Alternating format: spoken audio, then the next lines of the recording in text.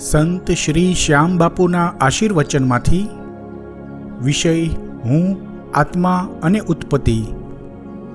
પ્રકરણ હું કોણ છું તેમાં હુંની કક્ષા 5મી, ભાગ 55. ગયા બંને ભાગોમાં ભૌતિક જીવનચક્રનો ચડતો ક્રમ અને ઉતરતો ક્રમ વિશે જાણ્યું હતું. હવે આગળ. આત્માનુભૂતિ એ વિરલ ઘટના કહેવાય અને 5મી કક્ષાએ પહોંચેલી હસ્તી પણ એક વિરલ અસ્તિત્વ કહેવાય. આવી 5મી કક્ષાએ પહોંચેલી હસ્તી સાથે સત્સંગ થવો પણ દુર્લભ કહેવાય.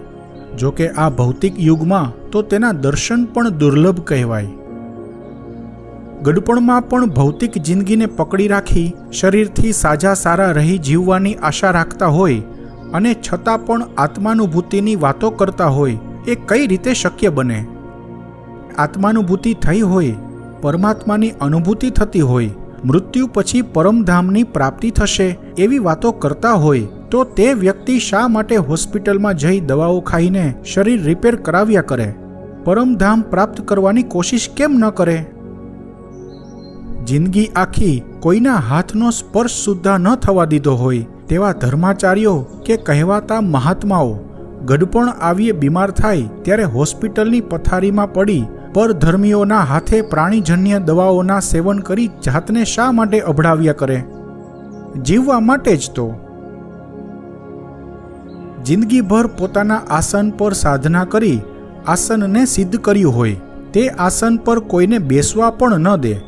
તે આસન છોડી હોસ્પિટલની પથારી પકડે, જે પથારી પર અનેક બિચારા લોકો વલોપાત કરતા, દુઃખ પીડા ભોગવતા, જીવવાની લાહમાં મર્યા હોય તે પથારીમાં પોતાને દેહ છોડવો પડે? જ્યાં તપ કરીને જિંદગી વિતાવી હોય તે તપોભૂમિને છોડવી પડે? આ ભૌતિક શરીર માટે જ ને. આજના સંતો, સ્વામીઓ, મહાત્માઓ, ધર્મગુરુઓ, બાબાઓ વગેરે બધા કોને મહત્વ આપે છે? આત્માને કે ભૌતિક શરીરને? મૃત્યુ પછી મુક્તિ મળશે, મોક્ષ મળશે, પરમધામની પ્રાપ્તિ થશે આવી વાતો કરનારાને મૃત્યુનો ભય શા માટે? ગડપણના ખખડી ગયેલા ભૌતિક શરીરનો મોહ શા માટે? મૃત્યુથી પરહેજ શા માટે? આવા લોકો માટે આત્માનુભૂતિની વાતો તો દૂર રહી, આત્મજ્ઞાની કે બ્રહ્મજ્ઞાની પણ કઈ રીતે કહી શકાય? શાસ્ત્રોની જાણકારી છે, સારું બોલતા આવડે છે એટલે બ્રહ્મજ્ઞાની થઈ ગયા? આ બધા પ્રશ્નો મીટર સમાન છે. દરેક માણસ જાણે છે કે જેનો જન્મ છે તેનું મૃત્યુ નિશ્ચિત છે, પરંતુ આ ફક્ત જાણકારી કહેવાય, માહિતી કહેવાય, પોતાનું જ્ઞાન ન કહેવાય, આત્મજ્ઞાન ન કહેવાય, બોધ લાગ્યો ન કહેવાય. આત્મા પરમાત્માની વાતો કરનારા, તેના ઉપદેશો આપનારા કહેવાતા મહાનુભાવો તેની નિજી જિંદગી જોઈ લેવી. વાણીમાં અને વર્તનમાં ફરક લાગે તો તેને આત્માનુભૂતિ થઈ નથી, ફક્ત આત્માનુભૂતિ થયાનો ભ્રમ થયો છે. તેનું એ બાહ્ય જ્ઞાન વર્ષો પછી મિથ્યા જ્ઞાન બની ગયું છે. અરે આવા ઘણા લોકો તો અંત સમયે બહુ ભયભીત રહેતા હોય છે. ગડપણમાં પોતાના ઘરમાં કે પોતાના આશ્રમમાં પણ એકલા નથી રહી શકતા, પછી અભય બની મુક્તિના આનંદની અનુભૂતિ તો ક્યાંથી પામી શકે? આત્માનુભૂતિની વાતો કરનારા મૃત્યુ સમયે જો મુક્તિનો આનંદ માણી શકતા ન હોય તો મૃત્યોત્સવને પણ આનંદ કહેવાય એવું જ્ઞાન ક્યાંથી આવી શકે? મરતા મરતા પણ જિંદગીનું જતન કર્યા કરતા હોય તેને મુક્તિ કે મોક્ષ કઈ રીતે પ્રાપ્ત થઈ શકે? આ રીતે સારા સારા મહાનુભાવો ગુરુઓની જીવનશૈલી પરથી સમજાઈ જશે કે તેઓ 5મી કક્ષાએ પહોંચ્યા નથી. આત્માની પરમાત્માની ફક્ત વાતો છે, નથી જ્ઞાન, નથી બોધ, ફક્ત મિથ્યા જ્ઞાનનો અહંકાર છે. જો આદર્શ જીવનચક્ર પ્રમાણે જીવન જીવ્યા હોય તો જ આધ્યાત્મમાં ઉર્ધ્વ ગતિ પ્રાપ્ત થવાની શક્યતા રહેલી હોય છે અને તો કદાચ 5મી કક્ષાએ પહોંચી શકાય છે. 5મી કક્ષાએ પહોંચ્યા પછી આત્માનુભૂતિ પણ શક્ય બને. ત્યાર પહેલાં આત્માનુભૂતિ ફક્ત વાતો કરીને, સત્સંગ કરીને પેટ ભરી લેવાનું. કારણ કે જે આદર્શ જીવનચક્રની વાત કરી એવું આદર્શ જીવનચક્ર 4થી કક્ષા સુધી પહોંચ્યા હોય તેને માટે લગભગ અશક્ય હોય છે. પાંચમી કક્ષાએ પહોંચ્યા પછી જ શક્ય બને છે. જ્યાં સુધી બંને પ્રકારના અહંકારની સમજ નથી આવતી, તેનો બોધ નથી લાગતો અને તેના પર કાબૂ નથી આવતો, ત્યાં સુધી ભ્રમ, ભ્રાંતિ, ભેદ, ભરમમાં માણસ અટવાયા કરે છે. સંશય, સંકલ્પ, વિકલ્પ સાથે જિંદગીમાં જોતરાયા કરે છે. બંને પ્રકારના અહંકારની સમજ પાંચમી કક્ષાએ પહોંચ્યા પછી આવે છે અને અહંકારને ઓળખ્યા પછી, અહંકારને ઓગાળ્યા પછી કામવાસના, આસક્તિ, ઈચ્છા, ભય બધું દૂર થતું જાય છે. કારણ કે તે બધા સાંસારિક ગુણો અહંકારના કારણે જ હોય છે, અહંકારના જ પ્રકારો હોય છે. અને પાંચમી કક્ષામાં આગળ વધ્યા પછી તો આ ચારે સાંસારિક ગુણોનો પ્રભાવ યુવાનીમાં પણ જવલ્લે જ જોવા મળે છે. ભય, ઈચ્છા, આસક્તિ અને કામવાસના આ ચાર સાંસારિક ગુણો છે જે પાંચમી કક્ષાએ પહોંચેલા મહાનુભાવ માટે તે ચાર ગુણો નથી રહેતા, અવગુણ બની જાય છે. કારણ કે પાંચમી કક્ષાએ પહોંચ્યા પછી એટલું જ્ઞાન હોય છે કે ભય, ઈચ્છા, આસક્તિ અને કામવાસના આ ચારેના અવગુણોનો અનુભવ કરી શકે છે. તેમાં રહેલા અજ્ઞાનનો અનુભવ કરી શકે છે. તેમાં રહેલી અવિદ્યા પોતાની આધ્યાત્મિક યાત્રામાં બાધારૂપ બને છે, તેની અનુભૂતિ કરી શકે છે. તેથી જ સંસારી લોકો જેના પ્રત્યે આસક્ત રહે છે, પાંચમી કક્ષાની વ્યક્તિ તેના પ્રત્યે ઉદાસીન રહે છે. ભૌતિક જિંદગીનો જો અહંકાર હોય, જીવવા પ્રત્યે જ દ્રષ્ટિ હોય, તો નથી જીવનચક્ર સંતુલિત રહેતું કે નથી આત્માનુભૂતિ જેવી કોઈ ઘટના ઘટતી, એટલે કે પાંચમી કક્ષા આવતી જ નથી. તેથી બંને પ્રકારના અહંકારના ભેદની સમજ પાંચમી કક્ષાએ આવી જાય છે. તે બધાનું જ્ઞાન થાય છે, બોધ લાગે છે અને અનુભૂતિ પણ થઈ શકે છે. કારણ કે પાંચમી કક્ષાએ પહોંચ્યા પછી સ્પષ્ટ થાય છે કે જીવને શિવથી અલગ કરનાર જે તત્વ છે, જે પડદો છે, તે પહેલા પ્રકારનો અહંકાર છે.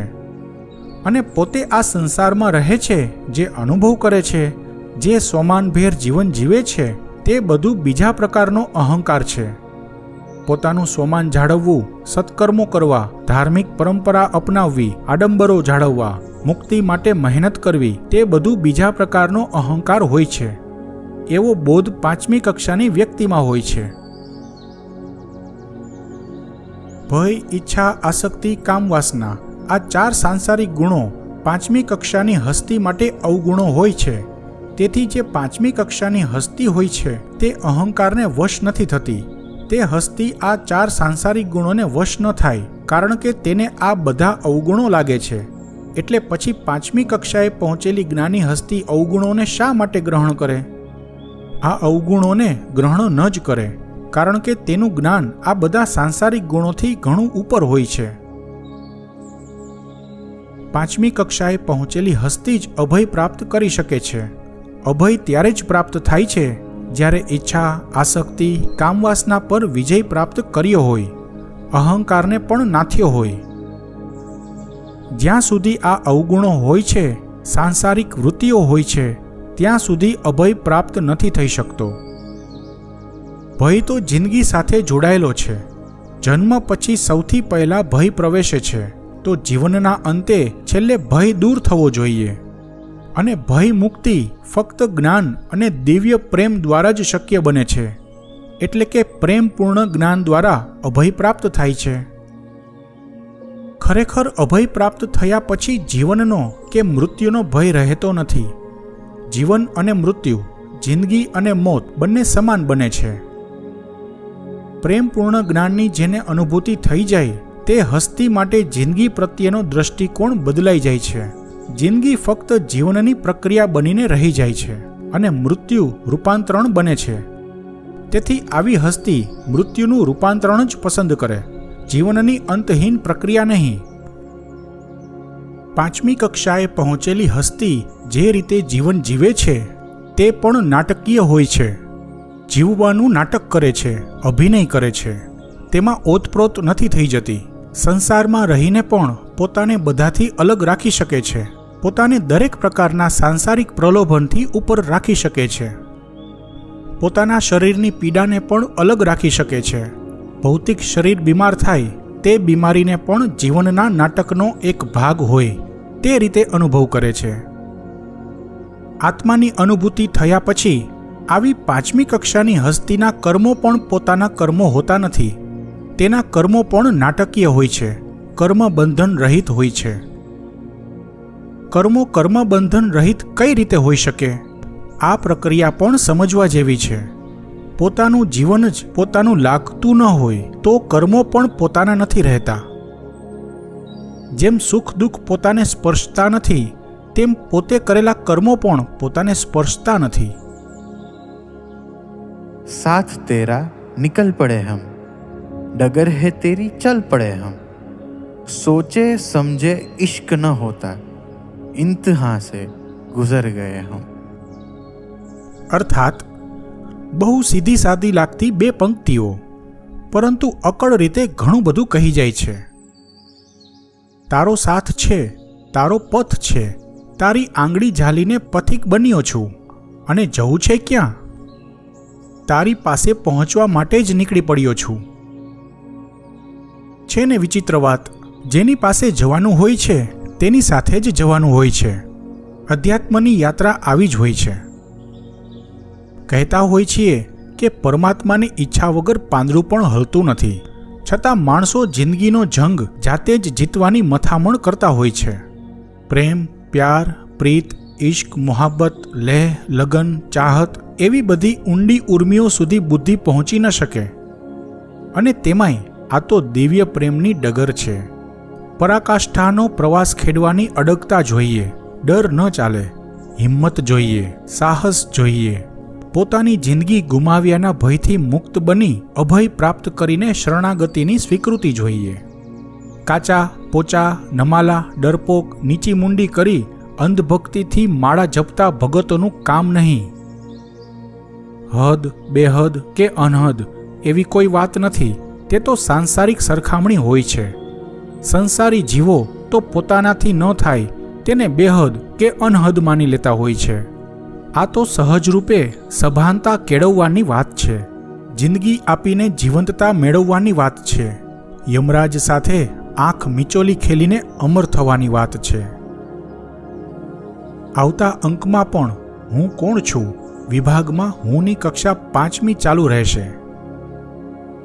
હું આત્મા અને ઉત્પત્તિના પહેલાના બધા ભાગો સાંભળવા માટેનું યુટ્યુબમાં પ્લેલિસ્ટ બનાવેલ છે, જેની લિંક ડિસ્ક્રિપ્શનમાં આપેલ છે.